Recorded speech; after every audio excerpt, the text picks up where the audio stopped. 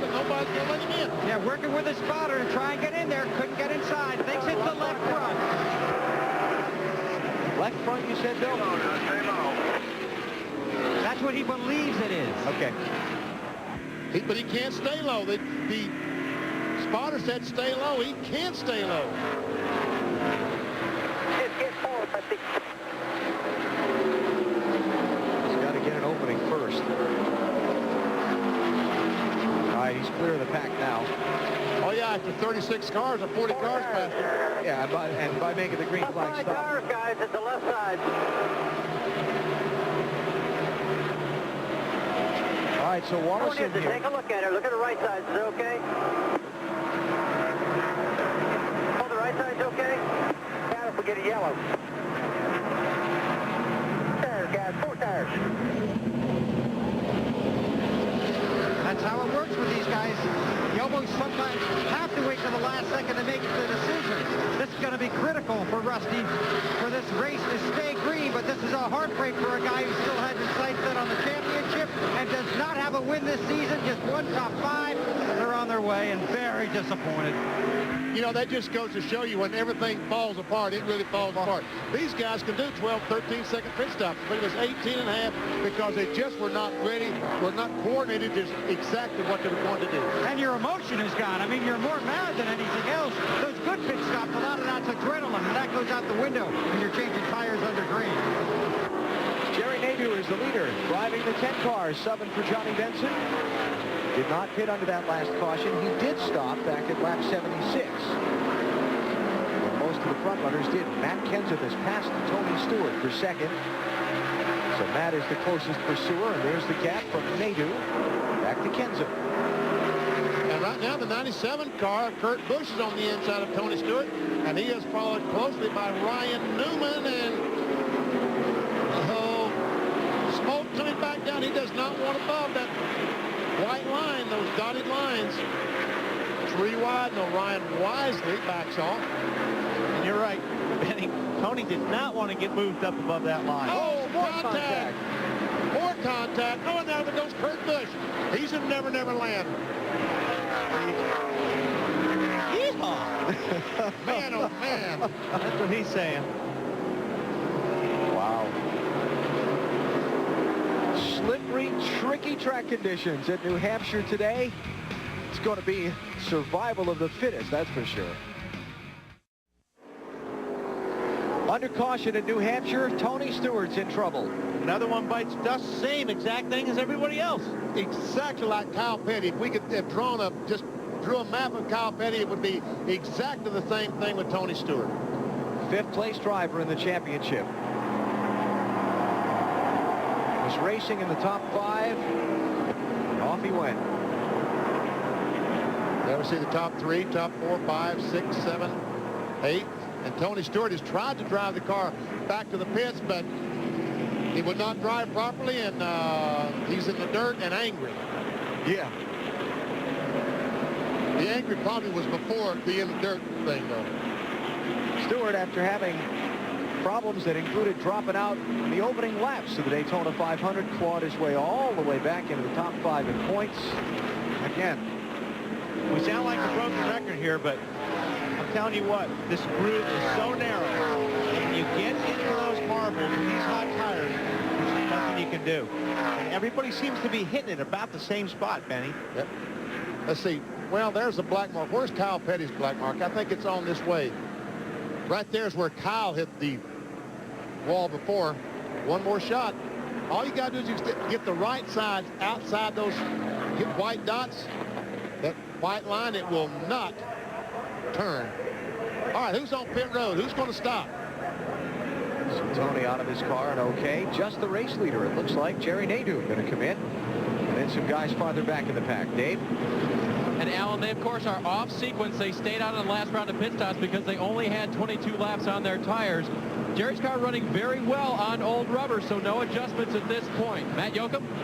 Well, Dave, the 24 car, Jeff Gordon, a 3-time New Hampshire winner, comes down pit road. They have been struggling all day. This car likes it out front, loves to eat in the clean air, but he has not been able to get the track position to find out how well this race car will run. Remember, last year he led 257 laps in this race car. They made an air pressure adjustment in the right rear on the previous stop. Air pressure this stop, Dave.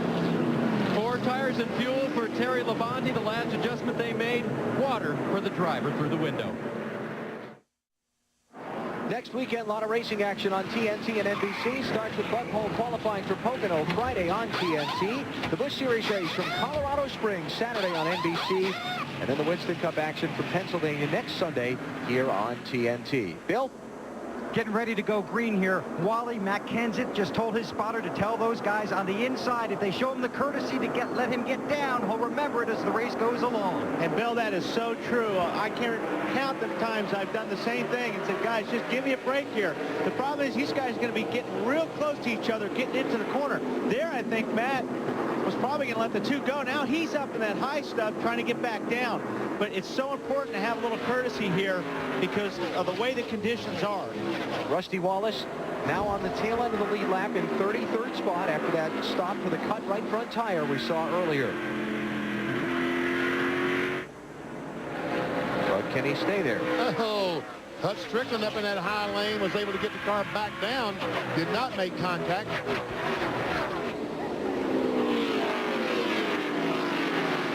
Matt Kenseth leading, Dale Earnhardt Jr. second, Ryan Newman third, and here's Kenseth putting pressure on Wallace to put him back a lap down.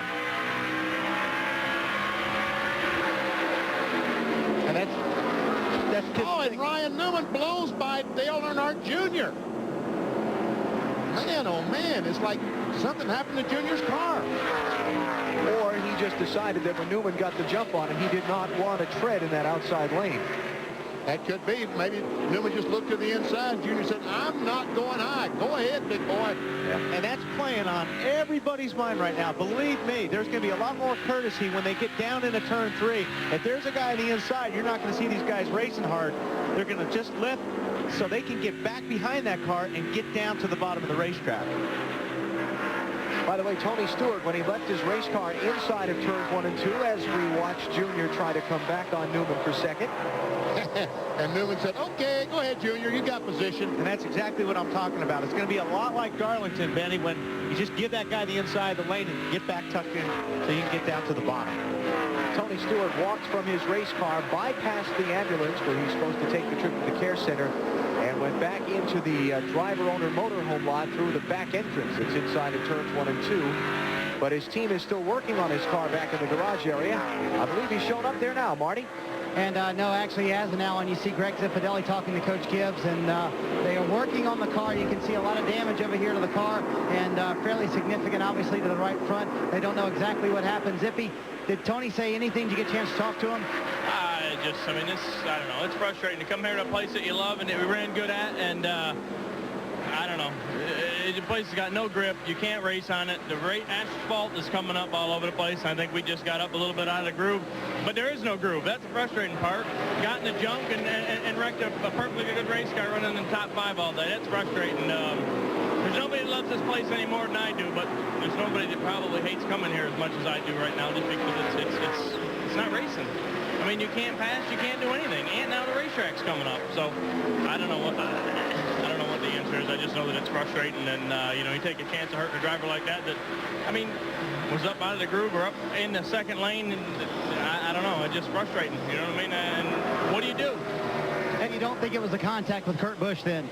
I don't believe so. I don't believe so. I didn't see, but I just come by what the spotter said. That just got in there and the car took off. Kind of the same thing the 45 car happened to the 45 car. There's no grip out there. You're riding around on ice. And we will effort a word with Tony Stewart when he does come from his motorhome, if he does come back to the infield. They are working to get the car back out on the racetrack. Can you just feel the frustration in Zippy's voice? And well, you can see how aggravated Tony was when he walked from the car, and why shouldn't it be? You got a good race car, and actually the track had a lot to do with why it's revved, and that, you know, that's a problem here. And this race, there's no racetrack on the circuit that's tried harder to Absolutely. make a great surface for these guys. Absolutely. These guys have done everything they could do. like Ricky Rudd and Stacy Compton had a little run-in a couple of laps ago. Check it out here. There we see Compton in the 14, and yes, they did make some contact for the rear bumper cover off the 28 car, half of it anyway. Well, it didn't tear it off, but it's still hanging on. And Ricky running back in 13th spot. Stacy Compton just behind him. You know, they make plastic a lot stronger than they used to. Hut Strickland rolling around Ken Schrader for 7th place. Good run for Hut Strickland today. And one of those teams that took 2 tires on that last stop to get some track position. And Kevin Harvick, last week's winner. Got a spot on Schrader there too. So that put Harvick to 8th. And Schrader back to 9th place. And Junior got by Rusty Wallace. The lap car of Rusty Wallace, I should say, and moves in right on the back bumper of Matt Kenseth. How many laps do you think it'll take Junior to get by? Can he get by? What do you think, Wally? Oh, if Matt gets much higher than that, it won't take long. Say, Earnhardt Jr. is working so good right now. I'm going to give it about 6 or 7. All right. Last lap, he was just a tick quicker than Kenseth. Well, Kenseth got those right sides higher just than that top white line in 1 and 2, but it didn't have the devastating effect that we've seen it on some guys down in 3 and 4. It doesn't seem to be as bad in 1 and 2. All right, Wally said it's going to take 6 or 7 laps for Junior to make this pass. So let's take a break here. We'll find out when we come back. How's that? You're on the spot now here, pal. Kenseth leads Earnhardt Jr. 146 laps on the board. Matt Kenseth having an outstanding run. And you didn't miss anything because Dale Earnhardt Jr. hasn't caught him, hasn't tried to pass him. Kenseth has won 3 races this year, 4 wins for his career, having an outstanding season in 2002 after that disappointing run in 2001. Fell a couple of spots to 10th place in the points, but really strong so far today. But he's got that 8 car in his mirror. And Wally, that always gets your attention, doesn't it? Yeah, especially when I told everybody Earnhardt was going to pass in the 6th lap. How many laps has it been? Are you counting? Benny is, I'm sure. Yeah, I'll bet he is. Wally, 7. you lose. And Alan couldn't count him because we know Alan doesn't do math. Uh-oh, Kurt Busch has got problems. I think he may have went in the wall there. Yeah, he's got some white walls on the side of that thing. Left front tire is flat on Busch's car. Really flat. Really flat. Really flat. He was running in 5th place Oh, it's at the coming time. apart now. Coming flatter. So bad luck there, Bafali. Oh, man, it's going to tear the fender up. He has to be careful by the time he gets back to the pits. Too late.